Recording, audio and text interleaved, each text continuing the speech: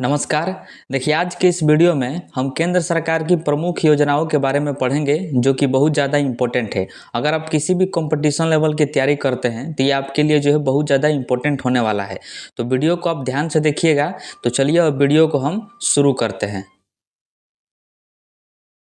देखिए, इस वीडियो में हम जानेंगे कि सभी प्रमुख योजनाओं का उद्देश्य क्या था, मतलब उनको किस लिए लाया गया था और उनका शुभारंभ कब हुआ था और किनके द्वारा किया गया था। तो ये तमाम तरह की जानकारी को हम इस वीडियो में जानेंगे। तो चलिए देखते हैं। तो सबसे पहले हम देखते हैं नमामि गंगे योजना। देखिए, नमामि गंगे योजना का जो है शुभारंभ 10 जुलाई 2014 को जल संसाधन मंत्रालय द्वारा किया गया था। ध्यान रखिएगा, इंपॉर्टेंट है कि नमामि गंगे योजना का शुभारंभ कब हुआ, तो 10 जुलाई 2014 को। और किसके द्वारा, तो जल संसाधन मंत्रालय के द्वारा। ठीक है। और इसका उद्देश्य था गंगा नदी के संरक्षण एवं शुद्धि हेतु, मतलब गंगा नदी का देख रेख करना था और उसको जो है शुद्ध करना था। ये इसका उद्देश्य था नमामि गंगे योजना का। तो इसको ध्यान में रखिएगा। उसके बाद है प्रधानमंत्री जन धन योजना।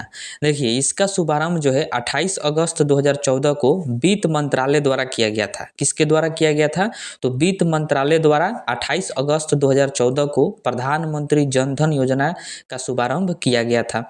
और इसका उद्देश्य था कि सभी परिवारों में कम से कम एक बैंक खाता हो। मतलब भारत में जितने भी परिवार है उन परिवारों में किसी एक सदस्य का एक बैंक खाता हो, ये इसका उद्देश्य था। ठीक है। और इसके तहत देखिए कि 2 लाख रुपए का दुर्घटना बीमा तथा 30,000 रुपए का जीवन बीमा था। मतलब अगर किसी तरह की दुर्घटना हो जाती थी तो 2 लाख रुपए का उसको दुर्घटना बीमा दिया जाएगा और 30,000 रुपए का जीवन बीमा था। ठीक है। तो इसको ध्यान रखिएगा। उसके बाद है मेक इन इंडिया। देखिए, बहुत ज़्यादा फेमस योजना है, इसको आप ध्यान में रखिएगा कि इसका शुभारंभ कब किया गया था, तो 25 सितंबर 2014 को। मेक इन इंडिया का शुभारंभ हुआ था 25 सितंबर 2014 को। और इसका उद्देश्य था देश में मैन्युफैक्चरिंग को बढ़ावा देना। मैन्युफैक्चरिंग को बढ़ाने के लिए इस योजना को लाया गया था, मेक इन इंडिया को, 2014 में 25 सितंबर को। ठीक है। उसके बाद है सांसद आदर्श ग्राम योजना। देखिए, इसका शुभारंभ जो है 11 अक्टूबर 2014 को जयप्रकाश नारायण के जन्मदिन पर किया गया था। जयप्रकाश नारायण का जो जन्मदिन है वो 11 अक्टूबर को मनाया जाता है। तो उसी दिन को सांसद आदर्श ग्राम योजना का शुभारंभ किया गया था। इसके तहत जो है प्रत्येक सांसद द्वारा 2019 तक 3 गांव तथा 2024 तक कुल 8 गांवों को गोद लेकर विकसित करना था।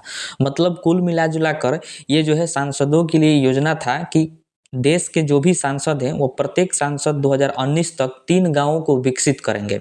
जो भी 3 गांव हैं उनको क्या करेंगे, वो विकसित करेंगे जो उनके क्षेत्र में पड़ता है। और 2024 तक कुल 8 गांवों को गोद लेकर वो विकसित करेंगे। 2019 तक वो 3 गांव विकसित करेंगे और 2024 आते आते कुल 8 गांवों को उनको विकसित करना था सांसदों को। ठीक है। इसलिए यह योजना को लाया गया था सांसद आदर्श ग्राम योजना। उसके बाद अगला योजना है मिशन इंद्रधनुष अभियान। देखिए, इसका शुभारंभ जो है 25 दिसंबर 2014 को केंद्रीय स्वास्थ्य मंत्रालय द्वारा किया गया था। मिशन इंद्रधनुष अभियान का शुभारंभ कब हुआ था, तो 25 दिसंबर 2014 को केंद्रीय स्वास्थ्य मंत्रालय द्वारा। ठीक है। इसका उद्देश्य था 2020 तक संपूर्ण टीकाकरण के लक्ष्य को प्राप्त करना। मतलब 2020 तक जितने भी टीकाकरण होते हैं उनको जो है 2020 तक पूर्ण कर देना था। ये इसका उद्देश्य था। इस योजना के अंतर्गत जो है 7 बीमारियों को रखा गया था। डिप्थीरिया, काली खांसी, टिटनेस, पोलियो, टीबी, खसरा और हेपेटाइटिस बी। इन 7 बीमारियों का टीकाकरण करना था 2020 तक। यही लक्ष्य जो है बनाया गया था इस योजना के तहत, यानी मिशन इंद्रधनुष अभियान के तहत। ठीक है।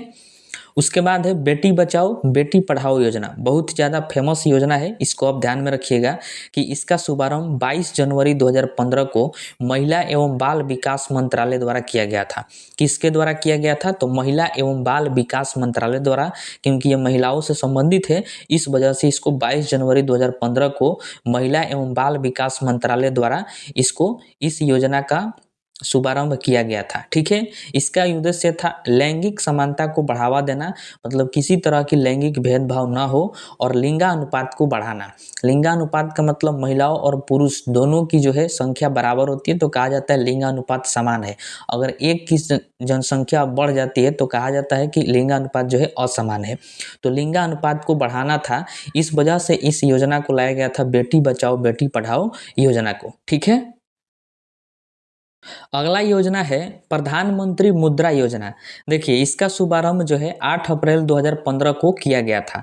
प्रधानमंत्री मुद्रा योजना का शुभारंभ कब किया गया था? तो 8 अप्रैल 2015 को। अब आप जो मुद्रा समझ रहे हैं वो मुद्रा नहीं है। मुद्रा का मतलब आप पैसा समझ रहे हैं तो वो मुद्रा नहीं है। इसका पूरा नाम होता है micro units development and refinance agency. ये इसका पूरा नाम है। इसका उद्देश्य था कि सूक्ष्म उद्योगों के क्षेत्र के विकास के लिए वित्तीय सहायता प्रदान करना एवं ऋण उपलब्ध कराना। मतलब जो देश में सूक्ष्म उद्योग चला रहे हैं, जो सूक्ष्म उद्योग क्षेत्र हैं, उनको जो है लोन देना था, उनको ऋण देना था ताकि वो जो है अपना उद्योग को बड़ा कर सके, उद्योग को अपने विकसित कर सके। इस वजह से इस मुद्रा को लाया गया था, मुद्रा योजना को लाया गया था 8 अप्रैल 2015 को। ठीक है। अगला है अटल पेंशन योजना। यह भी इम्पोर्टेंट है। इसका शुभारंभ जो है 9 मई 2015 को वित्त मंत्रालय द्वारा किया गया था। अटल पेंशन योजना का शुभारंभ किनके द्वारा किया गया था? तो वित्त मंत्रालय के द्वारा किया गया था 9 मई 2015 को। इसके अंतर्गत 18 से 40 वर्ष के व्यक्ति बैंक में जमा किए गए रुपए के आधार पर 1000 से 5000 तक का पेंशन प्राप्त कर सकता है। देखिए यह योजना था कि कोई भी व्यक्ति है जिसका उम्र 18 से 40 वर्ष के बीच में है तो वह अपने बैंक में कितना रुपया जमा किया है उसके आधार पर, यानी उसके हिसाब से उसको जो है पेंशन दिया जाएगा 1000 से लेकर 5000 तक के बीच में। ठीक है। इस वजह से यह अटल पेंशन योजना को लागू किया गया था। अगला योजना है अमृत योजना। देखिए इसका शुभारंभ जो है 24 जून 2015 को किया गया था। अमृत का पूरा नाम जो है Atal mission for rejuvenation and urban transformation होता है। ये अमृत का पूरा नाम है। इस योजना के अंतर्गत 100 स्मार्ट सिटी बनाने, 500 शहरों में आधारभूत सुविधाओं का विकास करने और 2022 तक शहरी इलाकों में सभी के लिए घर बनाने की योग्यता शामिल है। देखिए इस योजना के तहत जो है कहा गया था कि पूरे देश में 100 स्मार्ट सिटी बनाया जाएगा, 500 शहरों में आधारभूत सुविधाओं का विकास किया जाएगा और 2022 तक शहरी इलाकों में सभी के लिए घर बनाया जाएगा। यह योजना में यह शामिल था, अमृत योजना में। ठीक है, तो इसको आप ध्यान में रखिएगा। उसके बाद है स्मार्ट सिटी मिशन। इसका शुभारंभ जो है 25 जून 2015 को किया गया था। स्मार्ट सिटी मिशन का शुभारंभ, इसका उद्देश्य था कि 100 शहरों का चयन कर विकास करना था और वह भी सिंगापुर के सहयोग से। सिंगापुर जो है वह देश है, तो भारत के 100 शहरों को जो है चयन करना था और फिर उसका विकास करना था। इस वजह से स्मार्ट सिटी मिशन को जो है लाया गया था 25 जून 2015 को। ठीक है। उसके बाद है प्रधानमंत्री आवास योजना। देखिए बहुत ज़्यादा इम्पोर्टेंट है। इसका शुभारंभ जो है 25 जून 2015 को किया गया था और इसका उद्देश्य था कि 2022 तक 2 करोड़ नए घरों का निर्माण करना था। ये इसका उद्देश्य था। 2015 में इसको चालू किया गया था और लक्ष्य रखा गया था कि 2022 तक पूरे देश में 2 करोड़ नए घरों का निर्माण करेंगे इस योजना के तहत। और ये योजना जो है आज भी जारी है। इसके तहत बहुत सारे लोगों का जो है, गरीब लोगों का घर बनता है प्रधानमंत्री आवास योजना के तहत। ठीक है। उसके बाद है डिजिटल इंडिया मिशन। इसका शुभारंभ 1 जुलाई 2015 को किया गया था और इसका उद्देश्य था कि सरकारी सेवाओं को इलेक्ट्रॉनिकली जनता को उपलब्ध कराना। मतलब जो भी सरकारी सेवाएं हैं वो सरकारी सेवाओं को जो है जनता के पास डिजिटली उपलब्ध कराना था। ये इसका उद्देश्य था। इस वजह से डिजिटल इंडिया मिशन को लाया गया था। जैसे अगर सरकारी जो भी पैसा आता है किसी भी तरह का, तो लोगों के डायरेक्ट, जनता के डायरेक्ट खाते में आ जाता है। तो ये डिजिटली हो गया। लेकिन पहले था कि मुखिया के द्वारा या फिर सरपंच के द्वारा जो है हाथ में पैसा दिया जाता था, जो कि अब ऐसा नहीं है। खाता खुलवाकर जो है डायरेक्टली उनके बैंक में ट्रांसफर कर दिया जाता है। तो ये था इसका उपयोग डिजिटल इंडिया मिशन का। ठीक है। उसके बाद है स्किल इंडिया मिशन। इसका शुभारंभ जो है 15 जुलाई 2015 को किया गया था और इसका उद्देश्य था कि 2022 तक देश के युवाओं का कौशल विकास करना, मतलब संपूर्ण तरीका से विकास करना, ये इसका उद्देश्य था। स्किल इंडिया मिशन का युवाओं को स्किल सिखाने का ये उद्देश्य था, जिसका शुभारंभ 25 जुलाई 2015 को किया गया था। अगला योजना है दीनदयाल उपाध्याय ग्राम ज्योति योजना। इसका शुभारंभ जो है 25 जुलाई 2015 को की गई थी, दीनदयाल उपाध्याय ग्राम ज्योति योजना का। इसका उद्देश्य था सभी गांवों का विद्युतीकरण करना, मतलब सभी गांवों में बिजली पहुंचाना, विद्युतीकरण करना, ये इसका उद्देश्य था। अगला है उदय योजना। देखिए इसका शुभारंभ जो है 5 नवंबर 2015 को कोयला एवं ऊर्जा मंत्रालय द्वारा किया गया था। वेरी वेरी इंपॉर्टेंट है। उदय योजना का शुभारंभ कब किया गया था? तो 5 नवंबर 2015 को कोयला एवं ऊर्जा मंत्रालय के द्वारा। उदय का मतलब क्या होता है? उज्ज्वला डिस्कॉम एश्योरेंस योजना, ये इसका पूरा नाम है। इसका उद्देश्य था बिजली वितरण करने वाली कंपनियों का वित्तीय सुधार हेतु। मतलब जो कंपनियां बिजली वितरण करती है, घर घर जो है बिजली पहुंचाती है, उसको जो है वित्तीय सुधार देना, मतलब उसको पैसा उपलब्ध कराना, इस योजना का उद्देश्य था। इस योजना से जुड़ने वाला पहला राज्य जो है वो झारखंड है। वेरी वेरी इंपॉर्टेंट है, ध्यान रखना है आपको कि उदय योजना से जुड़ने वाला पहला राज्य कौन सा है? तो वह है झारखंड। ठीक है। अगला योजना है सागरमाला परियोजना। इसका शुभारंभ जो है 31 जुलाई 2015 को किया गया था, सागरमाला परियोजना का। इसका उद्देश्य था बंदरगाहों का विकास तथा उन्हें सड़क रेल परिवहन से जोड़ना। जो भी बंदरगाह है, बंदरगाह का मतलब जहां पर समुद्री जहाज़ों से सामान को उतारा एवं चढ़ाया जाता है, उसी स्थान को जो है बंदरगाह कहा जाता है। तो सागरमाला परियोजना का जो है उद्देश्य था कि जो भी बंदरगाह है उनका विकास करना और उनको सड़क और रेल परिवहन से जोड़ देना, ताकि सामान जो है, सामान का आवागमन बहुत तेजी से हो सके। ठीक है। उसके बाद है श्याम प्रसाद मुखर्जी रूर्बन मिशन। इसका शुभारंभ 22 फरवरी 2016 को किया गया था, श्यामा प्रसाद मुखर्जी रूर्बन मिशन का। इसका उद्देश्य था कि गांवों का क्लस्टर आधारित विकास करना, मतलब पूर्ण रूप से गांवों का विकास करना इस योजना का मिशन था, उद्देश्य था। ठीक है। उसके बाद है सेतु भारतम योजना। इसका शुभारंभ जो है 4 मार्च 2016 को केंद्रीय सड़क एवं परिवहन मंत्रालय द्वारा किया गया था। ध्यान रखना है आपको, किनके द्वारा किया गया था सेतु भारतम योजना का शुभारंभ? तो केंद्रीय सड़क एवं परिवहन मंत्रालय द्वारा किया गया था। इसका उद्देश्य था कि राष्ट्रीय राजमार्गों को रेलवे क्रॉसिंग रहित बनाने के लिए, रेलवे क्रॉसिंग के जरिए जो है उनके बीच से जो है रास्ता निकाल दिया जाता है, जिससे जो है ट्रेन जब आती जाती है तो फाटक गिराया जाता है, जिससे लोगों को दिक्कत होती है आने जाने में। इस वजह से जो है राष्ट्रीय राजमार्गों को रेलवे क्रॉसिंग रहित बनाने के लिए सेतु भारतम योजना का जो है शुभारंभ किया गया था। ठीक है। अगला योजना है प्रधानमंत्री उज्ज्वला योजना। देखिए इसका जो है शुरुआत किया गया था 1 मई 2016 को। वेरी वेरी इंपॉर्टेंट योजना है प्रधानमंत्री उज्ज्वला योजना। इसको ध्यान रखिएगा कि इसका उद्देश्य था बीपीएल परिवारों को मुफ्त एलपीजी कनेक्शन देना। एलपीजी जो गैस होता है सिलेंडर, उसका कनेक्शन जो है मुफ्त देना। लेकिन किनको देना है? जो बीपीएल हैं, जिनके पास बीपीएल था, उनको जो है मुफ्त में एलपीजी कनेक्शन देना था इस योजना के तहत। इस योजना के अंतर्गत सरकार द्वारा बीपीएल परिवारों को प्रति कनेक्शन 1600 रुपये की वित्तीय सहायता प्रदान की जाती है। मतलब उनको जो है सब्सिडी दिया जाता है। जब भी गैस लेते हैं तो उनको सब्सिडी उनके अकाउंट में आता है, तो वो प्रति साल हो जाता है 1600 रुपये। तो ये उनको सहायता प्रदान किया जाता है जिनके पास बीपीएल होता है उनको। ठीक है। उसके बाद है दीनदयाल उपाध्याय स्पर्श योजना। देखिए इसका शुभारंभ 3 नवंबर 2017 को किया गया था, और स्पर्श का जो है पूरा नाम है scholarship for promotion of attitude and research in stamps as a hobby. ये इसका पूरा नाम है स्पर्श का, दीनदयाल उपाध्याय स्पर्श योजना। इसकी शुरुआत जो है 2017 में हुआ था 3 नवंबर को। 6ठी और 9वीं के जो बच्चे हैं उनको डाक टिकट संग्रह में रुचि हेतु छात्रवृत्ति योजना देने का इसके तहत प्रावधान था। तो इसको आप ध्यान में रखिएगा। अगला योजना है वरिष्ठ पेंशन बीमा योजना। वेरी वेरी इंपॉर्टेंट है। इसका शुभारंभ जो है 1 जनवरी 2017 को भारतीय जीवन निगम यानी एलआईसी के द्वारा किया गया था, वरिष्ठ पेंशन बीमा योजना का शुभारंभ। ठीक है। इसका उद्देश्य था कि 60 वर्ष और इससे अधिक आयु के वरिष्ठ नागरिकों को गारंटीकृत ब्याज दर 10 वर्षों के लिए 8% होगा। मतलब जो एलआईसी करवाते थे, जिनका उम्र 60 वर्ष या फिर उससे अधिक था, तो उन वरिष्ठ नागरिकों को जो है 10 वर्ष में 8% जो है उनको ब्याज दिया जाएगा। 10 वर्ष में कितना परसेंट हो जाएगा? 8%। इस योजना का उद्देश्य था वरिष्ठ पेंशन बीमा योजना का। ठीक है। तो इसको ध्यान में रखिएगा। उसके बाद इसी से रिलेटेड है प्रधानमंत्री वय वंदना योजना। इसका शुभारंभ जो है 21 जुलाई 2017 को किया गया था। कब किया गया था? तो 21 जुलाई 2017 को प्रधानमंत्री वय वंदना योजना का शुभारंभ।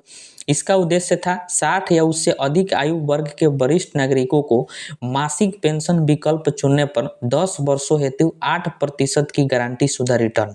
मतलब जो भी पैसा जमा किया जाएगा 60 वर्ष या उससे अधिक आयु के में वरिष्ठ नागरिकों के द्वारा उनको जो है 10 वर्ष में 8% का जो है रिटर्न दिया जाएगा। ये इस योजना का उद्देश्य था। ठीक है। उसके बाद अगला योजना है प्रधानमंत्री सहज बिजली हर घर योजना, यानी इसी को कहा जाता है सौभाग्य योजना। इसका शुभारंभ जो है 25 सितंबर 2017 को विद्युत मंत्रालय द्वारा किया गया था। अब आप जाहिर सी बात है कि बिजली से संबंधित है तो इसको जो है विद्युत मंत्रालय द्वारा इस योजना का शुभारंभ किया जाएगा। तो 25 सितंबर 2017 को किया गया था विद्युत मंत्रालय के द्वारा सौभाग्य योजना का शुभारंभ। ठीक है। इसका उद्देश्य था देश में सभी घरों का विद्युतीकरण सुनिश्चित करना। मतलब देश में जितने भी घर हैं, जितने भी परिवार हैं, उन सभी में जो है विद्युत कनेक्शन करना था, इसका उद्देश्य था। ठीक है। उसके बाद है पीएम किसान सम्मान निधि योजना। वेरी वेरी इंपॉर्टेंट है, ध्यान रखना है आपको। ये किसानों से संबंधित है। इसका शुभारंभ 24 जनवरी 2019 को प्रधानमंत्री नरेंद्र मोदी जी के द्वारा किया गया था। पीएम किसान सम्मान निधि योजना का इसका उद्देश्य था कि देश के सभी किसानों को 6,000 रुपये प्रत्यक्ष आय सहायता करना। मतलब साल में 6,000 रुपया देने का उद्देश्य था इस योजना का। और पूरे 6,000 रुपया जो है एक बार नहीं दिया जाता है, उसको 2-2 हज़ार रुपया करके साल में जो है 3 बार दिया जाता है, 4-4 महीना पर। ठीक है। ये किसानों को दिया जाता है, किसानों से संबंधित है पीएम किसान सम्मान निधि योजना, इसको आप ध्यान में रखिएगा। अगला योजना है, महत्वपूर्ण योजना है प्रधानमंत्री श्रम योगी मानधन योजना। इसका शुभारंभ जो है 15 फरवरी 2019 को किया गया था श्रम योगी मानधन योजना का। योजना के पात्र है, मतलब किनको ये योजना मिलेगा, 18 से 40 वर्ष के असंगठित क्षेत्र के श्रमिक जिनकी मासिक आय 15,000 रुपया या उससे कम है। जिनकी मासिक आय कितना हो, 15,000 रुपया। असंगठित क्षेत्र का मतलब जो लेबर मजदूरी करते हैं और उनका उम्र जो है 18 से 40 वर्ष के बीच में है और उनका मासिक आय 15,000 रुपया है, उन्हीं को इस योजना का लाभ मिलेगा। और इसका लाभ क्या है कि 60 वर्ष की आयु होने पर 3,000 रुपये की मासिक पेंशन दिया जाएगा। मतलब देखिए, असंगठित क्षेत्र में जो भी लेबर मजदूरी करते हैं जिनकी उम्र 18 से 40 वर्ष है और उनका मासिक जो वेतन है, आय है 15,000 रुपया से कम है, तो उनको जो है 60 वर्ष की आयु होने पर उनको 30,000 रुपये की मासिक पेंशन दिया जाएगा। मतलब कुल मिला जुला कर 3,000 रुपये की उनको पेंशन दिया जाएगा इस योजना के तहत। ठीक है। अगला है प्रधानमंत्री किसान मानधन योजना। यह भी उसी से रिलेटेड है। इसका शुभारंभ जो है 12 सितंबर 2019 को किया गया था रांची से, जो झारखंड की राजधानी है। इसका लाभ है कि 60 वर्ष की आयु होने पर न्यूनतम रुपया 3,000 प्रति माह पेंशन। मतलब देखिए, प्रधानमंत्री श्रम योगी मानधन योजना में भी 3,000 रुपया पेंशन दिया जाता है और उसके बाद प्रधानमंत्री किसान मानधन योजना में भी 3,000 रुपया पेंशन दिया जाता है। लेकिन यह पेंशन जो है 18 से 40 वर्ष के किसान जिनके पास 2 हेक्टेयर जमीन है, मतलब यह पेंशन जो है जमीन के आधार पर मिलता है। और प्रधानमंत्री श्रम योगी मानधन योजना वाला जो पेंशन है, ये जो है आपके आय पर मिलता है, मतलब आपके इनकम पर मिलता है। ठीक है।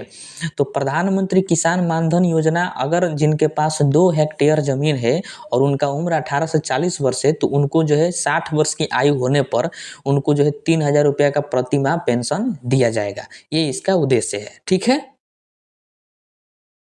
उसके बाद है वेरी वेरी इंपॉर्टेंट योजना, अग्निपथ योजना। ये बहुत ज़्यादा प्रचलित है, इसके लिए बहुत ज़्यादा देश में बवाल भी हुआ था इसके लिए।